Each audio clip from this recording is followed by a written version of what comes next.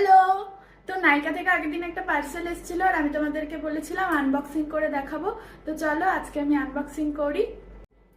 তো এই যে পার্সেলটা, এটা আমি খুলছি। হ্যাঁ, তো আমি অর্ডার করেছিলাম একটা ফেসিয়াল রেজার, একটা ফেসিয়াল রোলার, আর তার সাথে একটা জিনিস ফ্রি পেয়েছি, ওটা আমি দেখাচ্ছি। ফার্স্টে দেখাই তোমাদেরকে ফেসিয়াল রোলারটা। এটা হচ্ছে লে মার্বেলের। এটা আমার অনেকদিন ধরে ইচ্ছা ছিল যে এরকম একটা নেব। তো দেখি এটা কেমন এসছে।